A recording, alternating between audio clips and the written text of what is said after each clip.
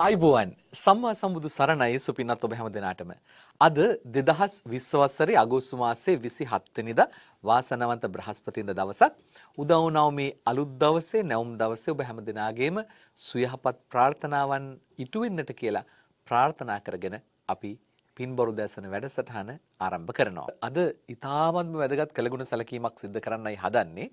විශේෂයෙන්ම අද දවසේ වැඩසටහන වෙන් කරන්නේ කටයුතු සඳහා අපේ රටේ කීර්තිදර විශේෂයෙන්ම තථාගත ශ්‍රී සද්ධර්මය සුරක්ෂිත කිරීමට අනුපමේය සේවයක නිරත වුණු ඒත් එක්කම නියැලී සිටින ධර්මදර වයෝවෘද්ධ ශික්ෂාකාමී ලක්දිව සම්බුදු සසුනේ වත්මන සිටින සිව්වනක් පිරිස අතර උපාසක රත්නයක් හැටියට හඳුන්වන්න පුළුවන් වෙන ධර්මකාමී රාජකීය පඬිත කීර්ති නාරම්පනාව මැතිතුමා සහ පරිපාලන නිලධාරී කේ.කේ. සුගතපාල ශූරීන් පිළිබඳව විශේෂ ඇගයුම් උළෙලක් පැවැත්වෙනවා කොළොන්නාව මහා විහාරයේදී නැත්නම් පුරාණ විහාරයේදී. ඒ නිමිත්තෙන් ඒ දෙපළ සමග පොඩි සාකච්ඡාවක් සූදානම් කරලා තියෙනවා අපේ කොළුණාව ශ්‍රී මහා බෝධි විහාරාධිපති විචිත්‍ර ධර්ම කතික පූජනීය බොරැල්ලේ කෝවිද ස්වාමීන් වහන්සේ. අපි යොමු වෙන්නේ මේ අදත් පැවැත්වෙන උත්සවය පිළිබඳව ඊට පූර්වගාමීව පූජනීය බොරැල්ලේ කෝවිද ස්වාමීන් වහන්සේ අර මං නම් කියපු කීර්ති නාරම්පනාව මැතිතුමා සහ කේ.කේ. සුගතපාල ශූරීන් සම්බන්ධයෙන් ඒ දෙපළ සම්බන්ධ කරගෙන කරන සාකච්ඡාවට අපි දැන් ඒ සඳහා යොමු වෙමු. සුබ උදෑසනක්. අද අපි ඉතාමත් වැදගත් කටයුත්තක් මේ අවස්ථාවේදී සූදානම් කරගත්තේ සම්බුද්ධ ශාසනයේ විශේෂයෙන් සිව්වනක් පිරිස අතුරෙන් බික්කු බික්කුණී උපාසක උපාසිකා කියන මේ බුදු පිරිස අතර මෑත භාගේ අපිත් එක්ක ජීවත්ව සිටින සුවිශේෂී දෙපළක් පිළිබඳවයි අද උදෑසන අපි පුංචි සාකච්ඡාවකින් රටවැසියා දැනුවත් කරන්න බෞද්ධයෝ දැනුවත් කරන්න බලාපොරොත්තු වෙන්නේ. ඒ නිසා මේ මුලින්ම ඉන්න අපේ මගේ ළඟම වාඩි වෙලා ඉන්න රාජකීය පඬිත කීර්ති නාරම්පනාව මැතිතුමා. එතුමාගේ නම ඉතාමත් ජනප්‍රියයි. නමුත් බොහෝ අය දැකලා නැතුව ඇති. ඉතින් එතුමා දැන් 89 වෙනි වී පසු වෙන කෙනෙක්. ත්‍රිපිටක ධර්මයට විශේෂයෙන් විද්‍යාලංකාර පිරිවන මුල් කරගෙන කළ සේවය අගයමින් අපි එතුමාටත් ඊළඟට කේ.කේ. සුගතපාල පරිපාලන සේවයේ උසස්ම තැනට ගිය කෙනෙක්. බුද්ධ ශාසන අමාත්‍යාංශය ආරම්භ කරපු දා ඉඳලා 1990 ඉඳලා මේ වෙනකම් සංක්ෂිප්තව මේ පොදු ජනතාවගේ දැනුම් මට්ටමට අනුව ත්‍රිපිටකයේ තේරුම් ගන්න පුළුවන් විදියට සංක්ෂිප්ත කොට ත්‍රිපිටක පරිවර්තන මණ්ඩලයේ ලේකම්. මං හිතනවා මහානායක මාහිමියන් වහන්සේලා 29කට වැඩි කෙනෙක් එතුමා ආශ්‍රය කරලා තියෙනවා. මේ දෙපළගෙන්ම සිදුවෙච්ච සුවිශේෂී සේවාව තමයි ත්‍රිපිටක ධර්මය. ගැඹුරු තැන් බොහොම සරලව ගිහි පැවිදි අපි කාටත් ගැටලුවක් මතු වුණාම ඒ ගැටලුව විසඳලා දෙමින් කරන සේවය අගය කරමින් තමයි අද දවසේ කොළොන්නාව පුරාණ රාජමහා විහාරස්ථානයේදී සවස 3ට අතිගරු කෝට්ටේ ශ්‍රී කල්යාණී සාමග්‍රි ධර්මා සංඝ සභාවේ ශ්‍රීමත් මහානායක ධූරීන ආචාර්ය ඉත්තපානේ ධම්මාලංකාර ජයවර්ධනපුර විශ්වවිද්‍යාලයේ කුලපති මාහිමියන් වහන්සේගේ මූලිකත්වයෙන් අපි සිදු කරන්න බලාපොරොත්තු වෙන්නේ. ඒ අරමුණු කරගෙන තමයි මේ උදෑසන ඒ දෙපළගෙන් මේ ධර්මයට ඉදිරියේදී සිදුවිය යුතු දේ කුමක්ද?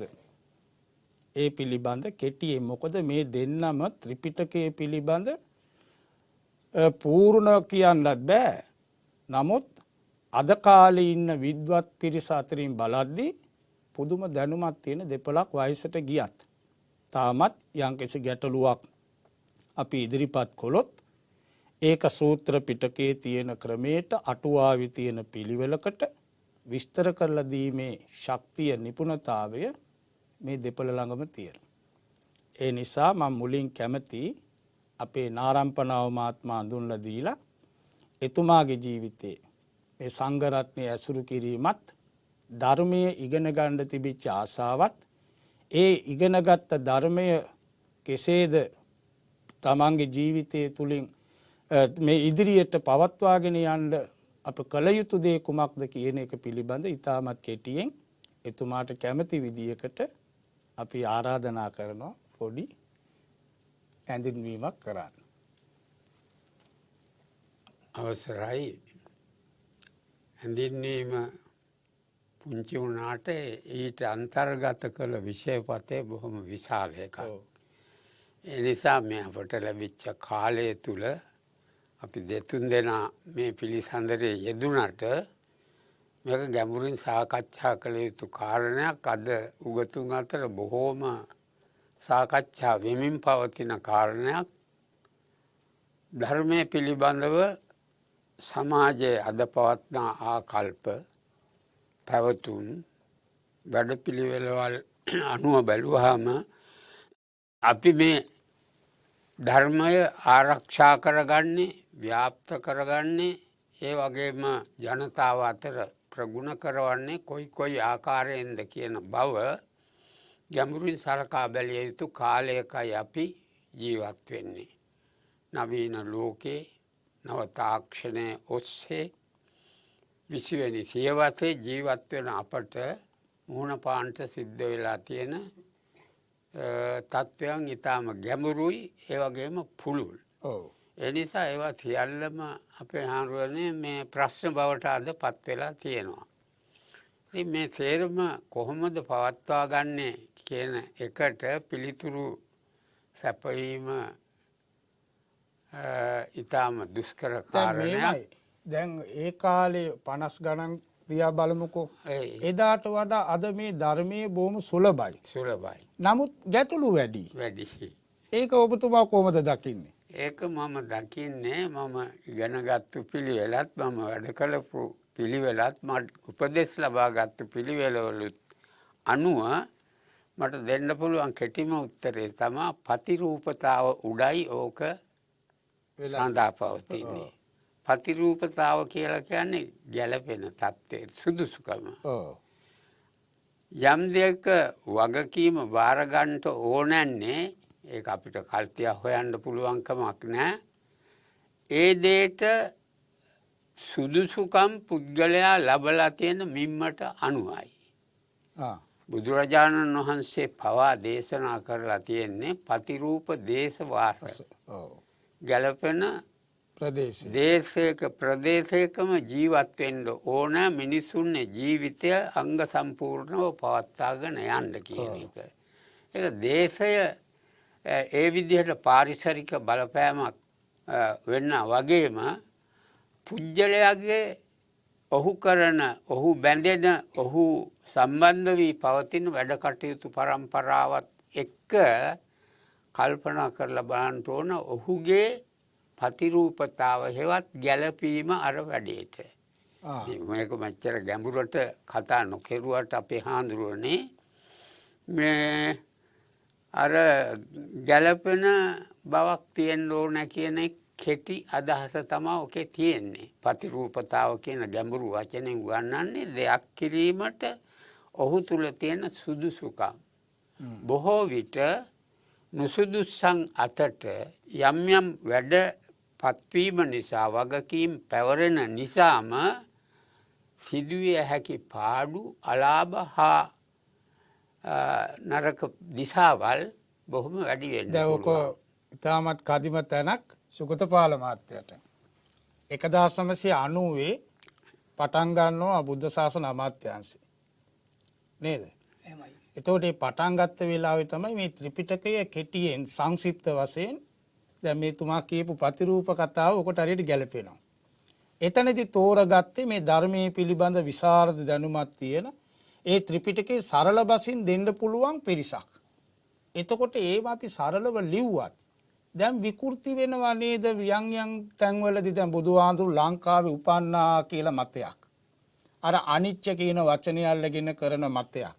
එතකොට ඔබතුමා ඔය ත්‍රිපිටක මණ්ඩලයේ ඔස්සෙන් අපි තෝරගෙන ද මානායකාන්ල ඇසුරු කරගෙන කරන වෙලාවේදී ඔබතුමාට මොන වගේ අත්දැකීමක්ද තියෙන්නේ මේ ධර්මය එදයි මෙදයි ඒ පිළිබඳ කෙටියෙන් කියන්න පුළුවන්. අවසරයි අපේ හාමුදුරනේ මහා සංඝරත්නයේ අවසරයි.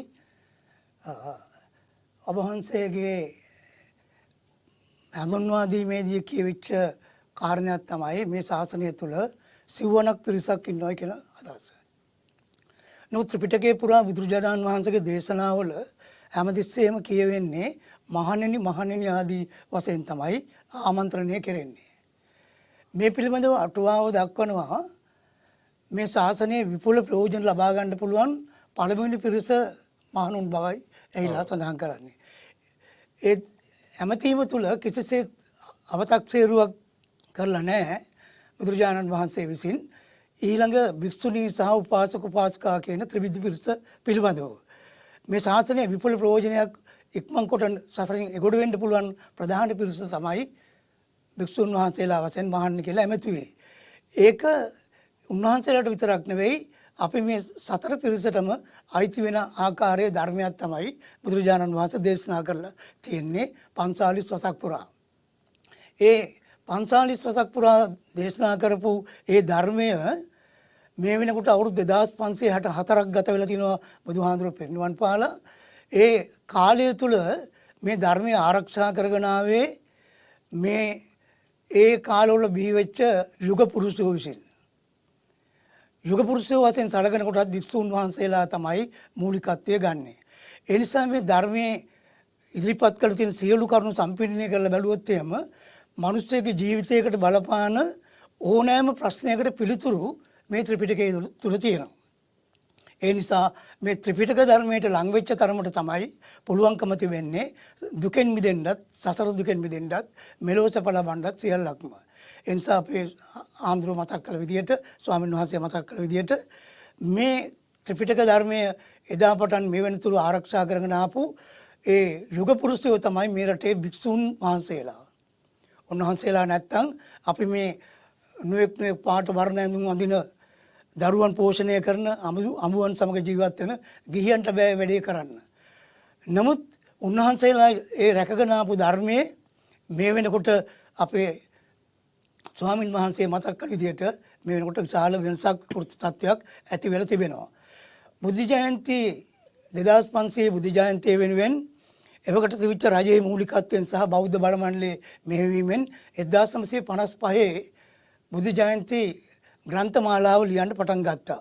ඒක ඉවරුනේ 1993 පේටකෝපදේශය කියන පොතෙන්. 1990 දී තමයි බුද්ධ ශාසන අමාත්‍යාංශයේ ජූනි මාසේ 1 වෙනිදා ආරම්භ කරලා තියෙන්නේ ප්‍රේමදාස ජනාධිපතිතුමාගේ නායකත්වයෙන්.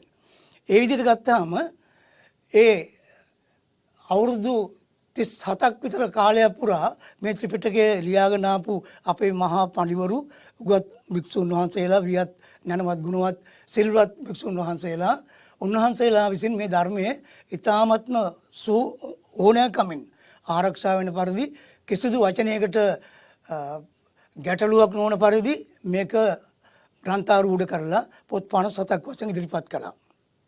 මේ ඉදිරිපත් කිරීමේදී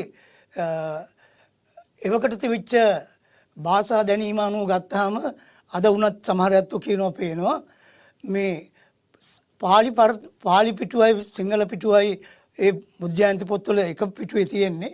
ඒතකොට පරිවර්තනයේ පාලි පරිවර්තනයේ සිංහල එක ගැඹුරු වැඩි තේරෙන්නේ නැහැ කියලා. මෙන්න මේ හඬට කන් දීපු බුද්ධ ශාසන අමාත්‍යාංශය 1993 දී ආරම්භ කළා මේක සරලව ලියලා මිනිස්සුන්ගේ අතර ගිහිල්ලා මේ රටේ තියෙන ප්‍රශ්න වලට යහපත් පුරවැසියෙක් බිහි කිරීමේ පරමාර්ථය ඇතුව මේ සංක්ෂිප්ත ත්‍රිපිටක ග්‍රන්ථ මාලාවක් කරන්න ඕනේ කියලා. ඔන්න ඔය විදිහෙන් තමයි මේ කටයුත්ත ආරම්භ කළේ. ඒ ආරම්භ කළ කටයුත්ත මේ වෙනකොට සූත්‍ර පිටකයේ සියලු පොත් අවසන් කරලා මේ දවස්වල අභිධර්ම පිටකෙත් කරගෙන යනවා. ඒක මම කියන්න කැමති පොඩ්ඩක් අවසරයි. මේ ඔබ වහන්සේ මුලින්ම මතකවල ප්‍රශ්නයක් තිබෙනවා. මේ ශාසනයේ එදා සහ අද පවතින තත්ත්වය යටතේ කළ යුත්තේ කුමක්ද අනාගත ආරක්ෂාව සඳහා කියලා. අනාගත ආරක්ෂාව සඳහා නම් කළ යුතු බවට අපිට පේන එකම කාරණයක් තමයි ප්‍රසිද්ධ සංගායනා 4ක් අපි දකිනවා. පළවෙනි දෙවෙනි වශයෙන් ධර්මාශෝක රජුරකම සංගායනාව තුන්වෙනි සංගායනාව බවට පත් වෙනවා. ඉන් අනතුරුව අපේ රටේ අලු විහාරයේදී ඇති කරපු ඒ ග්‍රන්ථාරූඪ කිරීම හතරවෙනි සංගායනාව වශයෙන් සැලකුවොත් නැවත සංගායනාවක අවශ්‍යතාවය තියෙනවා මේ ධර්මය ඉදිරියේදී ආරක්ෂා කරගන්න නම්. ඊට හේතුව තමයි අපේ ශාසනය තුල ආරක්ෂකයෝ, අපේ ශාසනය තුල නියාමකයෝ අපේ ස්වාමින් වහන්සේලා. ඒ ස්වාමින් වහන්සේලා ආරක්ෂා කර නොගත්තොත් මේ ශාසනයේ පැවැත්ම අපට හිතා ගන්න බැරි තරම් වෙනස් වෙන්නේ තරම් වර්තමාන තාක්ෂණය තුළින් ඔවුන් විශාල හානියක් කරමින් යනවා. අපි ආරම්භන මාත්‍යගේ විමසුවොත් විද්‍යාලංකාරී සංගීබණ සමාන් දේශනා කියලා සංගායනාවක් වගේ එකක් කළා නේද? ඒ අපේ යක්කඩුවේ නායකහරුවන්නේ පරීක්ෂණයක ප්‍රතිඵලයක් තමයි ඒ සංගීබණ පොත. ඒක සරලව කෙරෙන්නත් ඕන. ධර්මය මූලික වශයෙන් සඳහන් වෙන පාලි භාෂාවේ එන පාරිභාෂික පදවලට කිසිම විපරීතතාවක් ඇති වෙන විනාශයක් කරන්නත් හොඳ නැහැ කියන රසයයි අර්ථ රසයයි ඔක්කොම මේවා සුරක්ෂිත වෙන ගමන් ධර්මය විකෘති කිරීමේ අයිතියක් කාටවත් නැහැ. ලෝතර බුදුරජාණන් වහන්සේ දේශනා කරපු පෙළ දහම වෙනස් කරන්න කාටවත් පුළුවන්කමක් නැහැ. ඔය මේ අපේ මේ මහත්මයා දැන් විස්තර කරනකොට කිව්වා ත්‍රිපිටක පරිවර්තන වලින් පැන නැගිච්ච තත්වය අනුව ඒකේ වෙනස්කම් දැකලා මෙහෙම දැන් අලුතෙන් සරලව ලියාගෙන යනවායි කියලා. ඒක මුල්ම ත්‍රිපිටක පරිවර්තනයේ භාෂාව ටිකක් ගැඹුරුයි කියන එක කාගෙත් පොදු පිළිගැනීමක් බවට පත් වෙලා තියෙනවා. මොකද ඒ කාලේ හිටපු හොඳම විද්වත් පඬිවරු කොටසක් තමයි ඒ මූලිකවම පරිවර්තන කටයුතු කරන්න ඉදිරිපත් වුණේ. ඔව්. ඒ වාගේ මහා පඬිවරු. ඒගොල්ල වෙන කිසිම දෙයක් පඬිකම පෙන්වන්න ඒගොල්ල භාෂාව ගැඹුරු කළා නෙවෙයි. අර පාලි පදයක තියෙන ගැඹුරු අර්ථය වෙනත් අතකට විපරීත කරයි කියන බිය නිසා තමයි ගැඹුරු භාෂාවකින් සිංහල පරිවර්තනය දීලා තියෙන්නේ. ඒ අර්ථ සුරක්ෂිතතාව බලාගෙනයි ඒ වැඩේ කළේ. නමුත් ඒක අනිත් පැත්තෙන් අපි සරලව බලනකොට පොදු ජනතාවගේ ප්‍රයෝජනයට මේක ගන්න පුළුවන්ද කියලා බලනකොට ටිකක් ගැඹීරතාව වැඩි. ඒ නිසා අපි කිසියම් සරල බවක් ඒකේ ඇති කරන්නත් ඕනේ. ඕකම කල්පනා කරලා තමයි මම තනිවම සූත්‍ර පිටකේ සරල සිංහලට පරිවර්තනය කරන්න ඕන කියලා අංගුත්තර නිකායයි සංයුත්ත නිකායයි තනිවම පරිවර්තනය කළාම මගේ බොහොම ආදරණීය හිතවතෙක් හැටියට හිටපු අපි විමල රතනහාරු බෙල්ලන්විල විමල රතනහාමුදුරුවෝ මේක දැකලා එකට ආසා වෙලා මේක අපි මෙහෙම කරලා බෑ, අපි අච්චු ගහන්න ඕන, මේක ප්‍රචාරයට පත් කරන්න ඕන, මේක ඉවරක් කරන්නත් ඕන. අපි මේ පිටකේවත් සූත්‍ර පිටකේවත් පොදු ජනතාවට කියවලා ධර්ම රසය ලබා ගැනීමට ධර්මයේ උගන්වන යස කදිම නිවැරදි අර්ථ පරම්පරාව වටහා ගන්න පුළුවන් වෙන්න කියලා ඔයගේ යෝජනාවක් කළා. ඒ යෝජනාවේ ප්‍රතිඵලයක් හැටියට තමයි අපි ඒක මණ්ඩලයක් වගේ හැදලා ඒ හැදුනේ මගේ ප්‍රධානත්වයෙන්. ඒක මේ කාගේවත් නියෝගයක් පිටවත් එහෙම නැත්නම් කිසියම් වේතනයක් සඳහාවත් කිසියම් ආදායමක් උපයා ගන්නවත් කරපු වැඩක් නෙවෙයි. අර පොදු පරමාර්ථයටම රුකුල් දීමක් වශයෙන් අපිට පුළුවන් විදිහට මේක කරමු කියලා සූත්‍ර පිටකේ විතරක් පෙරලන්න උනා. ඉතින් අපේ කණ්ඩායමට ඇතිවෙච්ච ඉක්මන් බව නිසා සමහර පොත් පරිවර්තනය කර ගැනීම සඳහා තව උගතුන්ගේ සහාය ලබා ගන්න තිබුණා. මොකද කාලය කෙටි කරගන්න.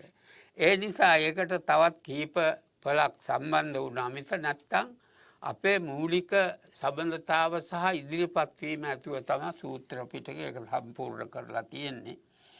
තියෙනවා ඒ වගේම මං හිතනවා අපි බලාපොරොත්තු වුණාටත් වඩා පරිමාණයකින් ඒක ජනතාව අතර ජනප්‍රිය වෙලා තියෙනවා. ඒක ප්‍රකාශනයට පත් කරපු ඇත්තන්ගේ කතා වලින් මන් දන්නේ. ඒ පැත්තම ගැන දැනුමක් මට නැහැ. ඔව්. අර වැඩේ කිරීම විතරයි ඕනකම තිබුණේ. ඔය විදිහට අපි සකස් කරලා මේවා කළා. විශේෂයෙන් අර මුල්ම ත්‍රිපිටකයේ තියෙන පරිවර්තනයට අපට කිසිම චෝදනාවක් කරන්න බෑ. ඒකාන්ත වශයෙන්ම අර හුදු පරමාර්ථය මුල් කරගෙන ධර්මය විපරීත කරයි කියන බියට තමයි ඒ පාරිභාෂික පද මේවා කරන්න. දැන් සුගතපාල මහත්තයා දැන් ත්‍රිපිටක මණ්ඩලයෙන් දැන් පරිවර්තනය කරන සංක්ෂිප්ත කොට ඒවා මාර්ජනතාව අතට යනවද? ඒ පිළිබඳව අවසරයි ඒ පිළිබඳව මේ අපි අමාත්‍යාංශය දෙපාර්තමේන්තුව බොහෝසේ දැනුවත් කරලා තියෙනවා. ඇත්ත වශයෙන් ඒ පිළිබඳව තියෙන ප්‍රචාරය හොඳටම මදි. ඒ නිසා ඔව්, දැන් ඒ අපිට පිළිබඳ ප්‍රචාරයක් නැහැ කියන එක අවධානය යොමු ඇත්ත කරන්න වශයෙන්ම දැන් කියන්න ඕනේ. අපිට ලොකු අවස්ථාවක් බුද්ධ ශාසන අමාත්‍යාංශයේ දැන් බුද්ධ ශාසන අමාත්‍ය ධූරයට පත් වුණේ රටේ අගමැතිතුමා. ඒ නිසා මහින්ද රාජපක්ෂ අගමැතිතුමා තමයි දැන් බුද්ධ ශාසන ඇමතිතුමාත්. ඒතකොට මේක දැන් අපි මෙච්චර මාන්සි වෙලා සංක්ෂිප්ත කොට ලියලා මේක පාසල් ළමයින්ගේ අතටවත් යන්නේ නැත්තම් මේකෙන් මොකද අපි බලාපොරොත්තු වෙන්නේ? අවසරයි පැහැඳුනේ දැන් මේමයි දැන් 1956 බුද්ධ ශාසන කොමිෂන් වාර්තාව පිටෙව්වා. ඔව්. ඊට පස්සේ චන්ද්‍රිකා බණ්ඩාරනායක මැතිණියගේ නායකත්වයෙන් 2000 දී බුද්ධ ශාසන කොමිෂන් වාර්තාව කොමිෂමක් පත් කළා. ඒ දෙකේ දෙවෙනි එකේදී මමත් හිටිය සහකාරලයකින් කෙනෙක් විදිහට. ඒ වගේම 2011 2600 සම්බුද්ධත්ව ජයන්තියට වෙනම මණ්ඩලයක් පත් කළ උත්සව අවස්ථාවක් කරලා ඒකෙදිත් අපි වාර්තා කළා දැන්ට තියෙන ආණ්ඩු ක්‍රම ව්‍යවස්ථාවේ තියෙන්නේ බුද්ධ ශාසනයේ සුරක්ෂිත කොට පෝෂණය කරනවා කියන එක විතරයි. ඒක තියෙන ව්‍යවස්ථාවේ. අනිත් හැම එක ඉඩම් පිළිබඳව මේ රටේ තියෙන අනිත් හැම එකක් පිළිබඳවම පනත් පනවල රෙගුලාසි පනවල තියෙනවා. මේ බුද්ධ ශාසන පෝෂණය කොට සුරක්ෂිත කරන්නේ කොහොමද කියන එක පිළිබඳව මෙතෙක් ඒ කොමිෂන් වලින් වාර්තා කරලා තියෙනවා, නිර්දේශ කරලා තියෙනවා. මේ වෙනුවෙන් බයිලෝස් හදන්න කියලා නැත්නම් රෙගුලාසි පනවන්න කියලා පනතකින්. ඒකට උත්තර කෙරෙලා නැහැ. ඒ නිසා තමයි මේ ධර්මයේ මේ විදිහට පිරිහෙන්නට එක හේතුවක් විදිහට අපි දකින්නේ. ඒ නිසා ඒ අලුත් ව්‍යවස්ථාවක් හදනවා නම් ඒ වගන්තිය දානවා නම් ඒ වගන්තියට බයිලෝස් ඇතුළත් කරන්න ඕන, රෙගුලේෂන් නීති රීති දාන්න ඕන. මේ විදිහටයි පෝෂණය කරන්නේ, මේ විදිහටයි සුරක්ෂිත කරන්න කියලා. ඒ වගේ දේවල් ඇතුළත් කළොත් තමයි මේකේ සුරක්ෂිතතාවය පවත්වන්න පුළුවන් වෙන්නේ. ඒ වගේම අනාගත බය කියලා සූත්‍ර 4ක් තියෙනවා අංගුත්තර නිකායේ පංචක නිපාතේ. ඒ தત્ත්වය දැන් මේ රටේ උදා වෙලා තිබෙනවා. ඒ නිසා ඒ தત્ත්වයටත් පිළියම් වෙන විදිහට මේකට උත්තර රජයක්ම දිහත් වෙලා කිරීම තමයි මූලිකත්වයේ තියෙන්නේ. අර මම කලින් කියන්න ආවේ සංගායනාවක අවශ්‍යතාවය තියෙන බව පේනවා. දෙමව්පියෝ දරුවෝ හදන්නේ කාරණා 4ක් මුල් කරගෙන බව ප්‍රසිද්ධ කරුණක්. ඒ තමයි දරුවන්ට ආදරය ඕන, දරුවන්ට ආරක්ෂාව ඕන, දරුවන්ට ආහාරය ඕන, දරුවන්ට ආදර්ශය ඕන. දෙමව්පියකින් ආදරය, ආහාර, ආරක්ෂාව, ආදර්ශය කියන කරුණු ඕන. ඒ වගේ දැන් අපේ ශාසනය තුලත් ශාසන නියාමක පිළිස් තුල මේවා ශාසනයට නෙවෙයි ආදරය තියෙන්නේ, අසුනකටයි දඟලන්නේ සමහරලාට. ශාසනයේ පැත්තකින් ඉඳලා ආසනයකට තමයි දඟලන්නේ. ඒ වගේ ගත්තාම විදි ගොඩාක් දේවල් කියන්න පුළුවන්. ආදරේ නැහැ. මේකට ඒ නිසා බුදුහාමුදුරුවෝ විනය නීති කඩ කරගෙන යනවා.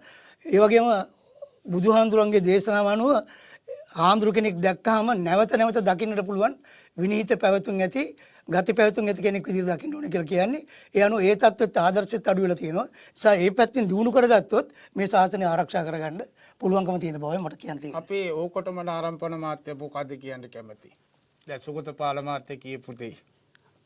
මේ ඒකම අර මුලින්ම ගත්තු වචනේ ප්‍රතිරූපතාව තියෙන්න ඕනනේ ඕනම වැඩකට නේද? දැන් සාහිත්‍ය විචාරවල උගන්වන මේක පදයක් තියෙනවා මේ හොඳට ගැළපීම නැත්තම් කිසි දෙයක බබලීමක් ඇති වෙන්නේ නැහැ. මේ උචිත බව ඒකට කියලා කියන්නේ. අනෞචිත්‍ය කියන්නේ නොගැලපීම. ඖචිත්‍ය කියලා කියන්නේ ගැලපීම. එතකොට නොගැලපීම තරම් දෙයක් නැහැ. දෙයක් විනාශ කරන්න පුළුවන් නැත්නම් අභාවයට යන්න සලස්ලන්න පුළුවන් බලවේගයක් වෙන නැහැ. අනෞචිතතාව වැඩ. ඒ නිසා දැන් ධර්මය ලියන්න ධර්මය පිළිබඳ ධාරණයෙන් ශක්තිමත් වෙච්ච පුජ්‍යලයක් ඕනේ. ඉතින් අපි ඒක මෙයයි කියලා එක වෙන් කරන්න කියනවා ඒක කළ හැකි වැඩකුත් මේ කෙරෙන්නේ නැති වැඩක්. එහෙම නෑ ප්‍රතිරූපතාව කියන ඒ ගැළපීම හොඳට වස්තු දෙකක් අතරේ පවතින්න ඕනේ. අතට වලල්ල දැම්මහම වලල්ල බැබලෙන්න ඕනේ අත නිසා අත බැබලෙන්න ඕනේ වලල්ල. එහෙම නැත්තම් මේ දෙක අතට දාන අපි ඒක ඔය මේ වගේ කතන්දර විස්තර කරපු තැන කියනවා රජ්ජුරුවන්ට සිව්සට ආභරණ පලන්දලා පෙරහැරෙන් යනකොට පෙරහැර කඩාන රජ්ජුරුව පාරේ දිව්වොත් මොකද ඇති තත්ත්වේ. කැතයි. ගැලපෙන්නේ නැහැ නේද? ඒ අනෞචිත්‍ය අනෞචිත නොගැලපෙන වැඩක් නිසා ඒක සමච්චලයට ලක් වෙනවා. මිස කවදාවත් ඒකෙන් අර්ථවත් නිරූපණයක් අපට දකින්න ලැබෙන්නේ නැහැ. ඒ නිසා ප්‍රතිරූපතාව නිතර වැඩ කරන ඇත්තම් වැඩ කරනොත් දැන් බුදුරජාණන් වහන්සේගේ ධර්මය පරිවර්තනය කරනවා ලියනවා කියන වැඩේ ඒකට සුදුසු ශක්තියක් ප්‍රබල බවක් නැති කෙනෙකුට කරන්න පුළුවන්කමක් නෑ. අන්න ඒ වගේ තැන් ගැන අපි පරිස්සම් වෙන්න ඕන. ඒ පරිස්සම් වෙලා වැඩ කරගෙන ගියොත් තමයි එක පරණ කියමනක තියෙනවා සුස්සූසාව ඊළඟට චින්තනය ඊළඟට ලේඛනය ඊළඟට ඒක මේ ප්‍රායෝගිකත්වය කියන කාරණා හතර නැත්තම් දෙයක් රඳවා ගැනීම බොහොම අමාරු කියලා. ඒ වගේ අපට අර වැඩක් කරන කෙනෙකුගේ හොඳ උගත්කමක් තියෙන්න ඕන. පුරාණම කාලේ ඒ ඉගෙනීම් ආවේ අපිට අද වගේ කියවන්න අවස්ථාවක් තිබුණේ නැහනේ නේද? ඒ නැති කාලේ අපි මොකද කළේ සුස්සූසාවෙන් අසා පිරුවහා කියලායි කියන්නේ. අසනවා පුරවා ගන්නවා. ඉතින් ඒ විදිහට අහගත්තු එක ඊට පස්සේ වැඩි දියුණු කරලා තමයි අපි පොත් කියවීම පටන් ගත්තේ. පොත් කියවන්නේ නැතුව අපට උගත්කමක් හදාගන්න බෑ. මුලින්ම තිබුණේ සුස්සූසාව. ඒකටමයි බහුශ්‍රූත බව කියලා කියන්නේ. සෝවචස්සතාව කියන්නේත් ඒක කීකරුව අහලා ඇත් කරගන්න හික්බීම. ওই විදිහට ඇහුම්කන් දීමෙන් ශ්‍රවණයෙන් ලබාපු උගත්කම පොතෙන් ලබා ගන්න අවස්ථාව සලසා ගත්තට පස්සේ තමයි අපි කියවීමේ සිරිතට වැටුනේ. ඉතින් කියවීම ඇත්තටම දැන් නැවත වාරයක් මහත්වෝ පිරිහීගෙන යනවද නැද්ද? පිරිහීගෙන යනවා නේද? අපිට නවීන මේ තාක්ෂණික පැවැත්මත් උඩ අපි ගලන්න දෙයක්වත් නැහැ. දැන් පොත් 56ම ඔව් ෆෝන් එකේ තියෙනවා. පොත් 56ම තියෙනවා. අපි දැන් මේක මතකේ නැහැ. ඔව් දැන් ඒක වෙලාවට බැලුවට මතකේ නැහැ. අපි ගොඩාක් ගැඹුරට කතා කළා. හරි වැදගත් කතාවක්. අපිට මීට වඩා කාලෙ වෙන් වෙන්නේ නැහැ. අපිට අද උවමනා වුණේ ඇත්තටම මේ දෙපළව මේ රටට පොඩ්ඩක් පෙන්වන්න. මේ තමයි කීර්ති නාරම්පනාව කියන විද්වතා. මෙතුමා විශාල පිරිසකට ධර්මීය ඥානය බෙදලා දුන්නා විශේෂයෙන් ගොඩාක් ආන්දරගොල්ලෝ. අද වැඩ හිටියා නම් බෙල්ලන්විල මාචාර්ය බෙල්ලන්විල විමලරත්න අනුනායක ආන්දරු මාදුළුවාවේ ශෝභිත ආන්දරු ඒ වාගේ ගෝල පිරිසක් සකස් කළා. ඒ වගේම අපවත් වී වදාළ කාකපල්ලියේ නායක ආන්දරු වැලමිටියාවේ ධම්මරක්කිත නායක ආන්දරු ඒගොල්ලෝ එක්ක ඇසුරු කළා. අපේ කොටිගාවතේ සද්ධාතිස්ස නායක ආන්දරුත් යම් ගැටලු ඇති වෙච්ච වෙලාවක මෙතුමාගෙන් තමයි විසඳගත්තේ. ඉතින් එතුමාට දීර්ඝායුෂ නිරෝගී සුව ලැබේවා කියලා අපි ප්‍රාර්ථනා කරලයි අද සන්ධ්‍යා කාලේ පුංචි උත්සව සභාවක් කොළොන්නාව පුරාණ විහාරස්ථානයේ පැවැත්වෙන්නේ. ඊළඟට ඉන්න කෙනා සුවිශේෂී චරිතයක්. මොකද මේ රටේ වැඩ හිටපු මහානායක ස්වාමින් වහන්සේලා වැඩි ගණනක් ඇසුරු කරන්න ලැබිච්ච කෙනෙක්. මේ අපිටවත් නැති වාග්යක් එතුමාට ලැබුණා. වැලිගම ඥානරතන අනුනායක ආන්දරුවන්ගේ කාලේ ඉඳලා ආනන්ද මෛත්‍රී නායක ආන්දරු, මඩිය නායක ආන්දරු. ඒ නිසා ඒ වගේ සංඝ පිරිසකට උපස්ථාන කළා, ධර්මයේ බෙදලා දුන්නා. ඔය දෙපළටම තුනුරුවන්ගේ ආශිර්වාදයෙන් තව දිගු කලක් නිරෝගී සුවය ලැබිලා. නිරෝගී සුවේ නැතුව දීර්ඝායුෂ වැඩකුත් නැහැ එක පැත්තකින්.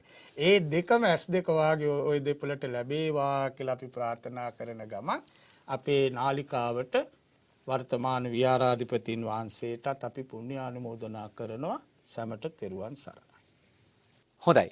ඔබ මේ නැරඹුවේ පූජනීය බොරැල්ලේ කෝවිද ස්වාමීන් වහන්සේ මෙහෙවපු සාකච්ඡාව අද සවස් කාලයේ පැවැත්වෙන උපහාර උලෙල ඇගයුම් උලෙල ඒ පිළිබඳව ඔබට යලි සිහිපත් කරමින් අපි අද දවසේ පින්බර උදෑසන වැඩසටහනින් මෙසේ සමුගන්නවා. හැම දිනාටම සම්මා සම්බුදු සරණයි.